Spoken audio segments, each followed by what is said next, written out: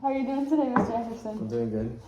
I'm happy to hear that. So I'm going to go over with you about your plaque score and your bleeding score. Remember how we talked about you had gingival recession on your maxillary, mandibular, canine, and premolars? Mm-hmm.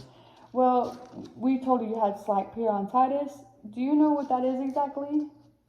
No, I kind of forgot. I need a refresher. And what about gingivitis? No, I don't remember that one either.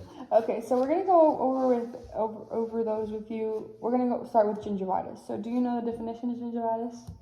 I don't know the definition, but I know it's when you don't clean well enough, you start bleeding. Yes, that is one of the symptoms and one of the causes actually. So, gingivitis is the inflammation of gingiva and is an early form of gum disease that come along with mild symptoms. So, the symptoms are swollen gingiva, which is gums, dark red gums. It bleeds easily, like you said, tender gums, receding gums, and recession. Oh, well, it's receding gums, but healthy gums are firm, pink, and do not easily bleed. What are some causes of gingivitis? Probably build up in the teeth over time, so they slowly get unhealthier and healthier because there's food attached. Yes, the causes are poor oral hygiene and plaque buildup, like you said. Good job. And do you think it is reversible or not? I think it's reversible. Yes, it is reversible. And how do you think you could reverse it, possibly? By just making sure it's clean, so that way they don't have time to heal. Yeah, so you can improve your oral hygiene with proper flossing, brushing, and antimicrobial mouthwash, which is what we're working on today. But you also need to work on that at home because we are a team. And I don't know what's going on at your house, so you need to make sure you're doing all the proper flossing, brushing, and daily use of mouthwash. We can also do that by dental work repair, and frequent visits to the dentist will help as well to keep you updated on oral health. Okay. All right. So, what about periodontitis? What do you know about periodontitis? What do you think periodontitis is? I think periodontitis is just more advanced gingivitis, basically when it gets worse and not treated. Yes, that is correct. So it's a serious gum disease that damages the soft tissue around your teeth and can destroy the bone that supports the teeth. So you're already having some of that recession on your maxillary and mandibular canines and premolars. You have slight periodontitis. So what are some symptoms you think? Once again, probably bleeding because you're not cleaning. Mm-hmm. And yeah. Yes, the gums pull away from the teeth. Gums bleed easily. Loss of teeth, actually, you can lose teeth. Dark red, even purple gums, and swollen gums. So there are many causes for periodontitis. What do you think some of them are? Probably similar to gingivitis, but worse if you don't clean for longer periods of time. Yeah, that is true. It's genetics, smoking, diabetes, poor dental hygiene, and more. So built-up plaque is the main cause of periodontal disease. Genes also play a role in how the immune system reacts to the bacteria. And what about, is it reversible or not? Do you think this one's reversible? If it's more serious?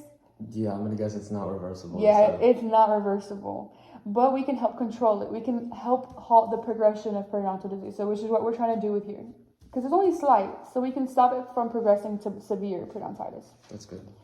Yes. So there are actually 4 stages of periodontitis that include severity, complexity, and extent and distribution. Stage 1 is mild periodontitis. Stage 2 is moderate. Stage 3 is severe periodontitis. And stage 4 is very severe or advanced periodontitis. Okay.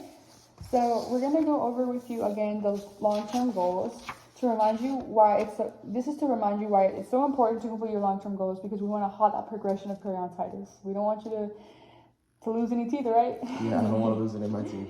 Okay, so, and you're already making a lot of good progress. So your long-term goal number 1 is decrease and maintain plaque score by 0.5 or less by April. Have an understanding of plaque is and able to define plaque by November. You remember what plaque was, right? Yes. Okay. Decrease plaque score by 1 point or more at each visit, and you completed that. Demonstrate proper brushing technique by November, and you've showed me that today. Good job. Thank you. Halt the progression of periodontal disease by reducing the bleeding score to 0%. And the 3 short-term goals with that is understand what periodontitis is and cause of periodontitis. We went over that. Yes, we did. And reduce your bleeding score by 20% at each visit, and demonstrate proper flossing technique, and start flossing once a day. So we already started We already showed you the flossing technique, and you showed me that you know how to do it. So we're gonna start doing that once a day. Okay. Have carious lesions restored by April. Understand the cause of caries in relation to the diet by December. Patient makes an appointment with the DDS for caries restoration. So we're gonna work on making an appointment with the dentist, okay, to restore your caries. Okay. Okay, and then patient begins to use daily fluoride rinse by December. And you said that you already started using your fluoride rinse Yes. daily. Okay. So do you have any questions? No, I think I got everything.